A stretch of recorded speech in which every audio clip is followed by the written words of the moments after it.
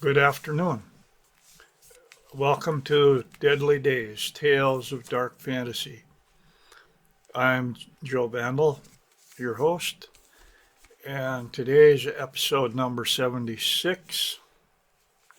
It's going to be a story by Karl Hans Strobel, Laertes, and I hope I'm pronouncing that right, but Laertes is one of the actors, I believe, in a famous Shakespeare play, I think Macbeth, if I have it right. So anyway, we're going to just kind of dive right in here. I'm not sure how long this is, but I wanted to get this out today. So, Laertes. The director telephoned it to the theater secretary, who had just had to put up with all the horrors of the Wolf's Gorge. The theater secretary immediately passed the tremendous news on to the director. The director passed it on to Samuel, Agatha, and Casper. Agatha told her colleague from the theater, who admired her in the darkness of the wings, and like a waterfall from the heights, the news rushed out of the bright heights, branching out, spreading, skipping over all obstacles, sparkling, and appearing down to the lowest and darkest theater worker. Between the sinking of 2 and 3, between twilight and moonshine, on the rigging loft, under the bridge on which Agatha's ghost appeared, behind the bristling back of the wild boar, and next to the rumbling drum of the waterfall, they whispered about it. Then the news poured out into the city and brought the world, the center of which are the rarities of the theater, into great excitement. The waiter at the City Theater Cafe discreetly served the latest stage gossip with the coffee and milk and calculated the daily rate of his tip from the surprised looks of the guests. All the friends of the arts shook their heads, and the oldest among them could not even listen, as if they had been turned into pagodas through terror. Out of this news rattled a lot of conversations, of conjectures, of aphorisms, of good and bad jokes, like the ribbons, bouquets, bonbonnières, and rabbits from the magician's top hat. At 11 in the morning, Josef Prinz had told the director that he was ready to play Hamlet, and when he came home at 3 in the afternoon, his landlady was waiting for him with festively doubled layers of makeup and eyebrows that were a bit out of place with excitement.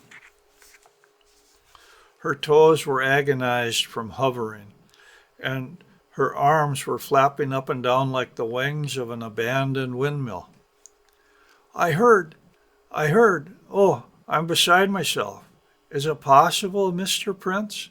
Oh, you want us again? I can't believe it. You want to give us your Hamlet again? Oh, that monologue, the way you spoke it. Prince pushed past the windmilling wings and fought his way to the door of his apartment. Between 2 turns and 3 exclamations, he slipped past the danger and on the threshold of his door struck the pose of a Caesar who gives away a portion of the world and shouted, "You shall have a free pass." Then he secured his safety with a strong burglar-proof bolt. But at 4 o'clock he had to open the door to the theater servant, who brought him the roll and a bunch of tactless questions and insinuations. At 5, the postman handed him 23 letters in delicate colors from lilac to pink, with scents ranging from musk to heliotrope, with the most glowing expressions of heartfelt adoration and hot longing for the reunion of the divine Hamlet. At 5:30, his friend Gustav Reichel arrived with the twilight. he found Hamlet dressed in gray, with two red blood stains of the sinking evening on his chest and shoulders, and the flexible épée in front of him, so that the narrow blade jumped in a semicircle from the face mask to the floor. The mirror reproduced all this once again, more pallid, grayer, and more lifelessly rigid than reality. I hear you want to play Hamlet again. I have decided to do it. The director pushed me hard to make the Shakespeare cycle possible. And why shouldn't I play Hamlet again? My best role. Laughable. If you yourself have gotten over it, why shouldn't you play it? Certainly. I have gotten over it. Prinz smartly flicked the blade so that it softly clinked against the face mask. The bloody stains on his chest and shoulders spread into the gray, blurred and trembled into the darkness. His friend saw the narrow black edge of the blade go out from Hamlet's hand like an unconscious extension of the will. How long has it been? You are lucky that you did not have to pay those years. 5 years of banishment at the best and height of my power. I can only imagine that any repeat performance would bring back to you all the horror of that time. A whim, my dear, a whim. Or do you think, perhaps, my conscience? Will you perhaps say that it is more than an unhappy coincidence? But, Prince, you still don't seem to have quite gotten over it. Your agitation at the time caused a nervous breakdown. Yes, it was terrible when he lay before me like that, blood on his doublet and my sword full of blood. Not a theatrical death from which one rises to bow laughingly to the applause of the audience, but a real death. A few more twitches and spasms, and then numb to the applause. The applause was terrible. They didn't know anything and believed it was a triumph of acting. Fortinbras had to find the words that had frozen the rest of us. The landlady brought a lamp, glad to have found a pretext to get to Prinz, but her loveliness and the increased colorfulness of her face did not attract any attention. When she left sulking, Hamlet put the sword on the table. A coincidence, friend, an unhappy coincidence. An oversight of the prop master, and death stood among us. I swear to you, a coincidence. There is no doubt in anyone's mind.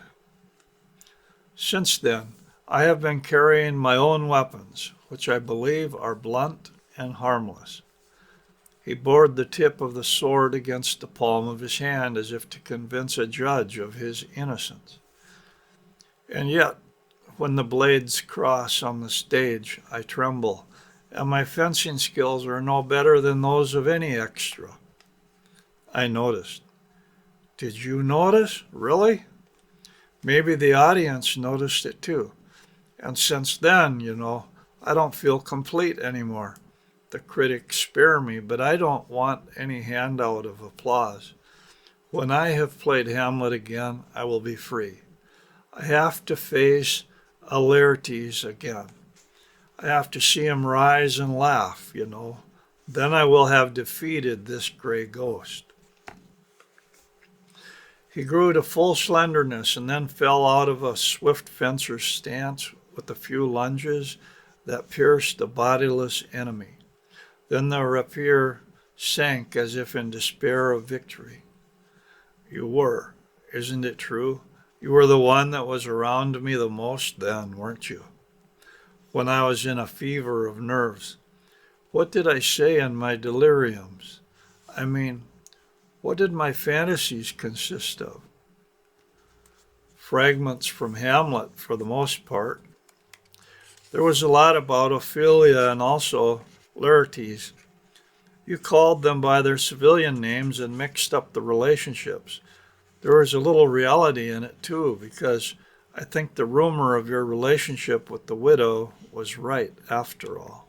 Nonsense. Not so, I thought, because she did break her engagement with Pinnell right before that.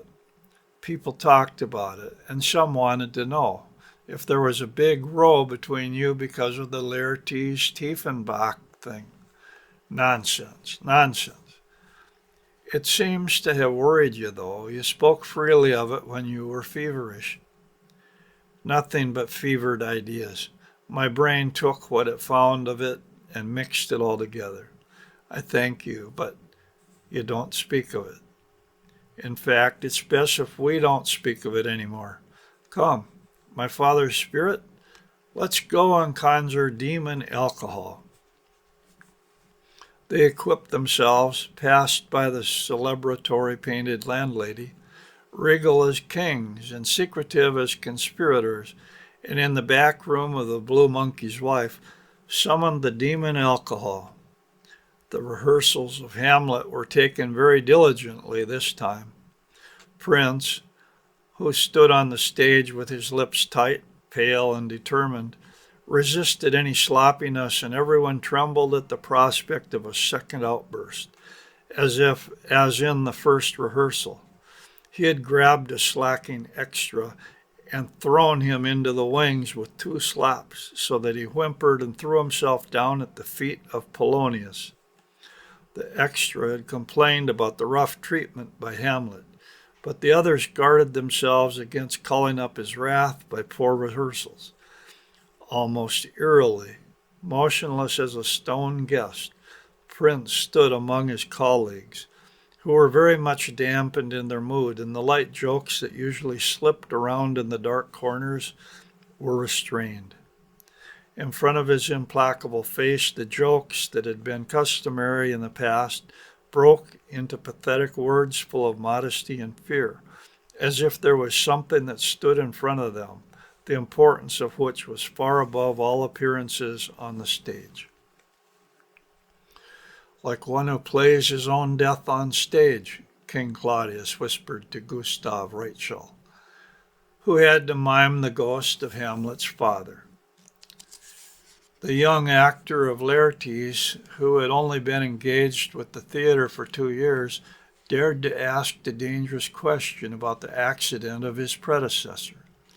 His curiosity bounced off Rachel's taciturnity, and he had to content himself with what King Claudius could tell him in the afternoon at a tarot game of incoherent fragments of smells, baroque fragments, daring conjectures, and malicious innuendos. What he heard there excited him, and he felt a tingling sensation of stepping into a place both cursed and consecrated by death. In his fantasy, Prince clothed himself in the armor of the strange and mysterious, and from one whispered word came to him the precious delights of a fearful loathing. Between 2 rounds, King Claudius had leaned far forward so that Guildenstern, the onlooker, could not hear. They say, but you must keep your mouth shut about it, that it was not a coincidence, but instead, that it was intentional, because of Tiefenbach and over Ophelia, a powerful and trendy Pegatolimo took King Claudius on a different track, and the young Laertes himself had to go into the magic forest of possibilities and search.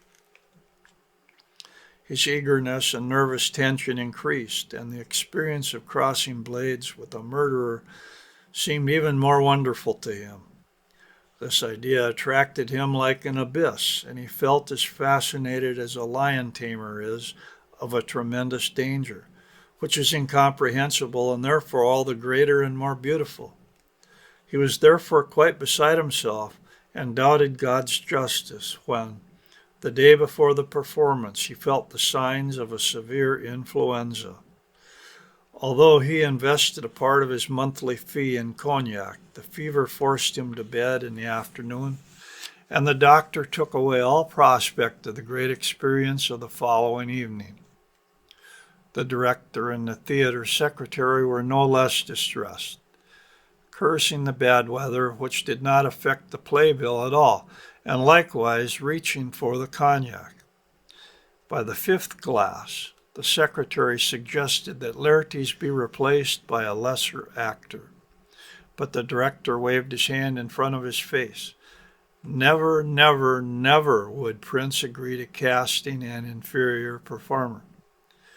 He wants to rehabilitate himself in a certain way. He wants to shine and show everyone what he can do. This is simply impossible. By the seventh glass, finally, the way out shone in wonderful clarity. Hildeman from Prague can do it, cried the secretary, half rising from his velvet fauteuil. And Hildeman from Prague, thundered the director. They brought their proposal to Prince, and he nodded in agreement with Hamlet's gloomy mien. Hildeman from Prague is good, said Gustav Rachel, and assured his friend, who was uneasy about the change. With Hildeman, you don't need a rehearsal. He is solid and has already played with the best people, and you can rely on him.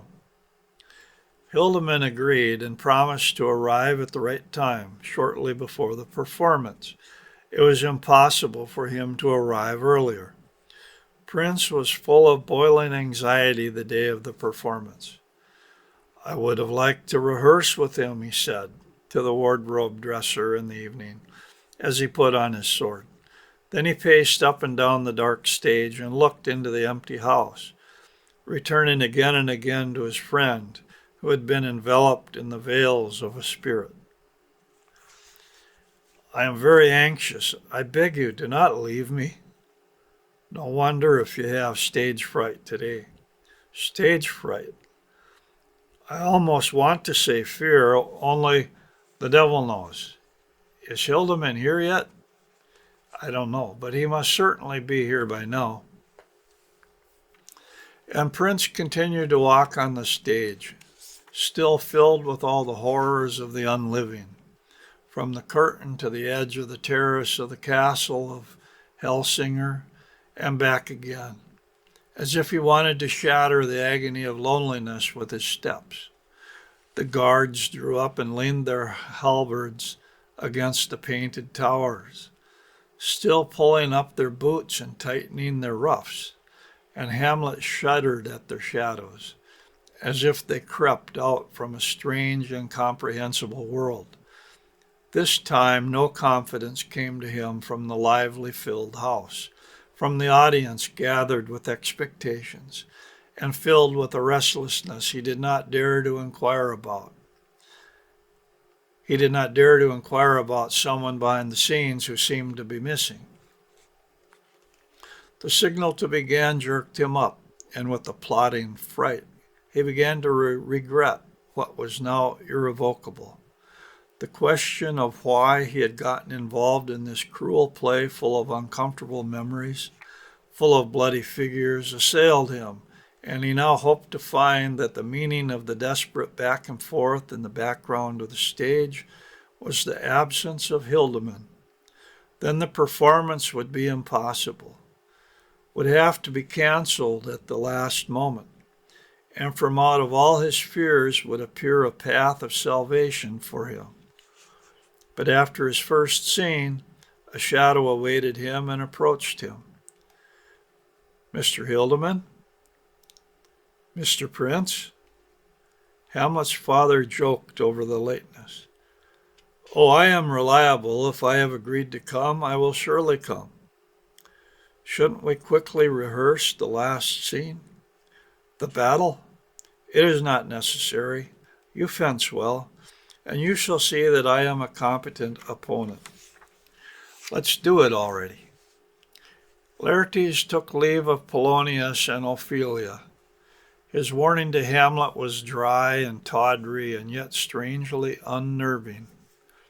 Then he disappeared, and when Hamlet, who was driven about by a frightful restlessness, tried to look for him, he was not to be found, as if he were really beyond an unbridgeable sea. Trembling, His soul lay on its knees in the scene with the ghost of his father.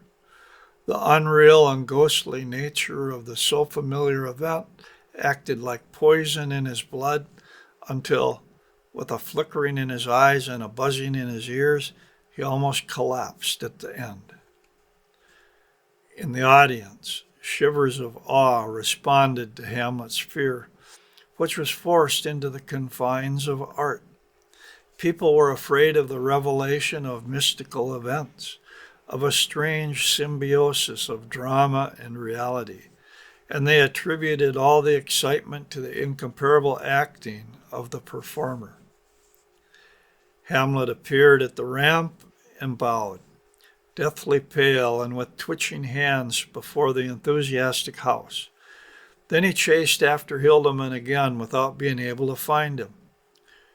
Rachel had tucked back the veils of the spirit and looked like a Bedouin chief. He wanted to give his friend a handshake and show his calm support, but Prince grabbed him and almost pulled him over. You listen. That's not Hildeman at all. Well, if it isn't, who could it be? It is not Hildeman. I know him from the pictures. And I know him personally, and I'm telling you, it's Hildeman. Don't you see, man? For God's sake, how beneath his face the second one always wants to come forward? It's as if he has two layers. One face battles with the other and forces it back, but it will break out. Have you had too much cognac for fear of influenza? For God's sake, doesn't anyone see it? Doesn't anyone see that he hates me? In the scene with Ophelia, how he gnashed his teeth and rolled his eyes when he spoke of Hamlet. This is not play. This is real hatred, beyond all masks. And where is he? Where is he? I want to confront him. William, don't fall off the stage. Don't make fun. I beg you, don't leave me. Stay close to me, always close to me. I want to tell you something terrible. I am afraid for myself. Rachel began to worry that the performance would end in a refusal and increased all the suggestive forces of his friendship. Between silent brooding, a confused indifference, a rapid twitching, and an unsteady irritability, the portrayal of Hamlet went on. He gave the appearance of a condemned man who crawls into himself before the destruction and then hits the walls again with his fists. The monologue over to be or not to be, being or nothingness, fluctuated between melancholy apathy and terrible outbursts. The last sentences came out meekly and indistinctly while the teeth bit the lips, so that after the last two words, two thin streams of blood trickled over his naked chin. No one had ever laughed so cruelly.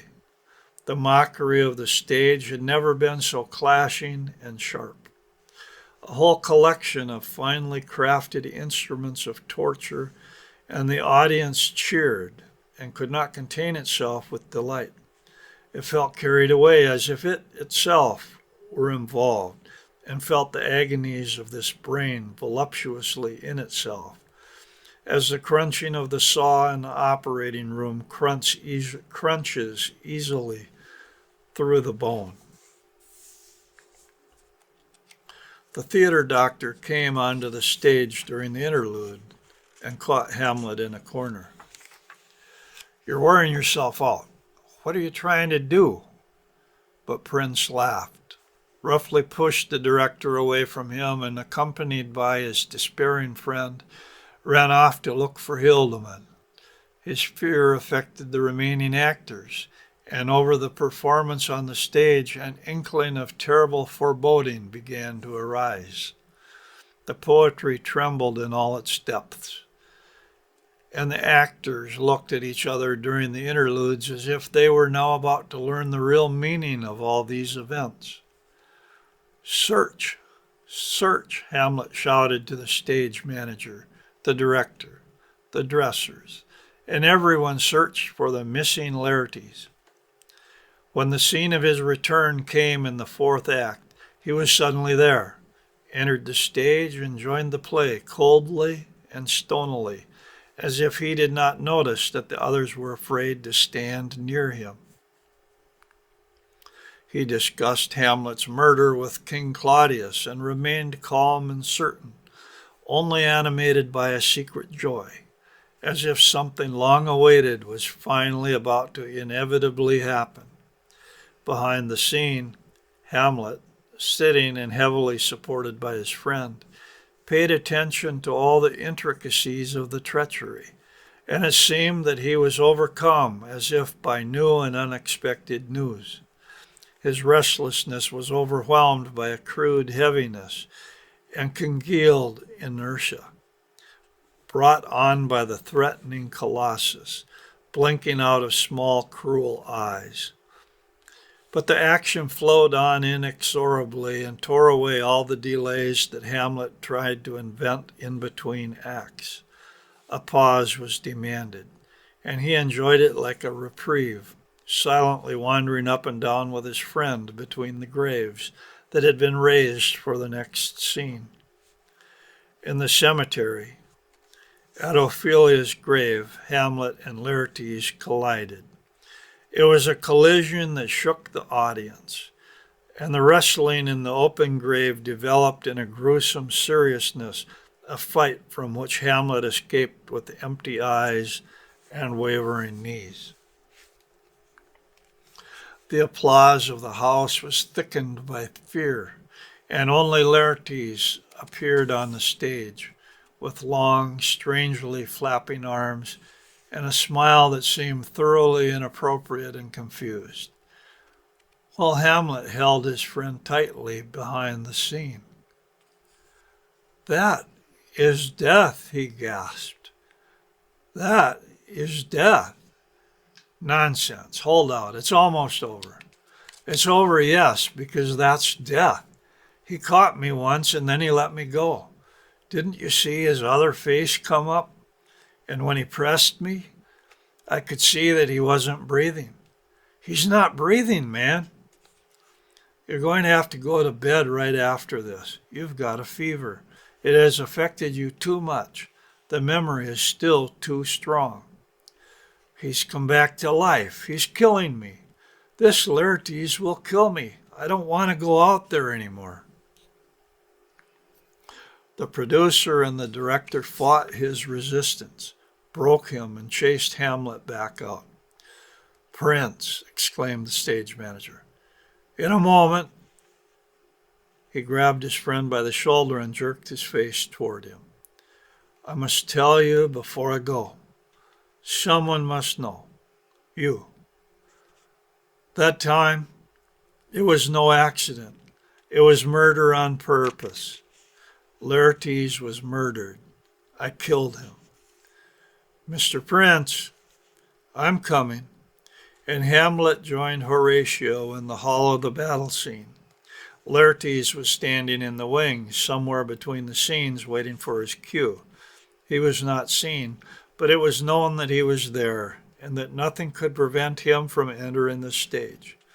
Confused by his friend's fear and his confession, Rachel did not dare to look for him and only saw how the proceedings of the stage dragged on, how Hamlet's words dragged on, striving for little stays. King Claudius set his expressive, excited gestures almost in the face of the theater doctor, and then the whirl of the action tore him out as well, where a strange tension trembled and waited for its release. Behind Rachel, two firemen made half-loud remarks. "The Hamlet he's playing today, it's magnificent." "Yes, he plays as if it is life and death." Laertes suddenly stood among the people of the scene. Rachel saw how everyone turned towards him, attracted and repelled at the same time, and how they then all involuntarily tried to gather around Hamlet, as around an opposite pole. The frame of the drama swayed like a storm-tossed tower, in no danger of falling, but willing to ride the trembling of the structure. Laertes stood among the courtiers, slender, lithe, smiling, and now it seemed to Rachel himself that this could not be Hildemand. He played with the blade in a bewitching way, forcing its suppleness into great lines that for a moment stood in the air like signs. The fight began.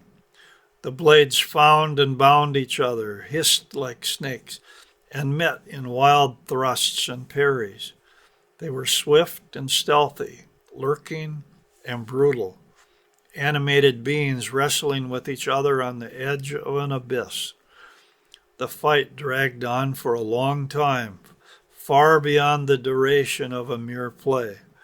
And while the director spoke desperately to Fortinbras, Rachel was horrified to see that Hamlet had to defend himself in earnest, and that Laertes was threatening him with a terrific fire of thrusts. Groups of spectators formed around the fight, showing the rash facial expressions of real fear, and even the dead masses of extras became animated.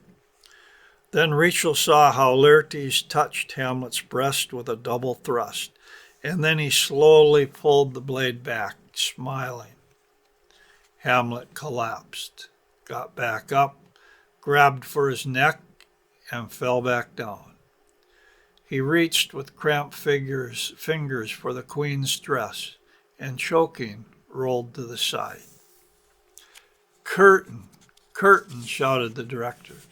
The theater doctor almost ran around Rachel and pushed his way to the fallen man, while the director, standing in front of the curtain, spoke of a small unfortunate accident to the restless murmur of the audience and asked them to leave the house in an orderly manner.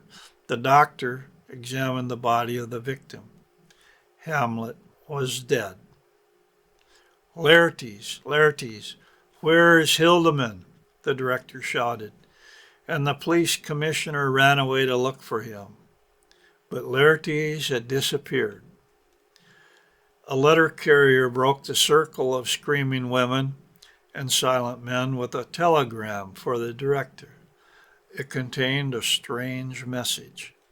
The train on which Hildemand was to arrive for the evening's performance had derailed halfway through its journey. There were 2 dead and several seriously injured, and as soon as the identity of the injured had been established at the next station, the station manager hurried to inform the management that Hildemann's absence would be excused by his death.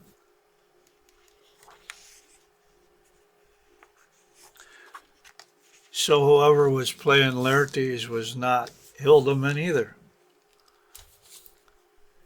And I totally messed up at the beginning when I said, oh, this is Macbeth. It was Hamlet. So I suppose I better go read Hamlet. I've read about 3 of Shakespeare's plays. I don't think I've read them all, though. I better. So anyway, nice little ghost story for Halloween. Talk to you next week. Thank you.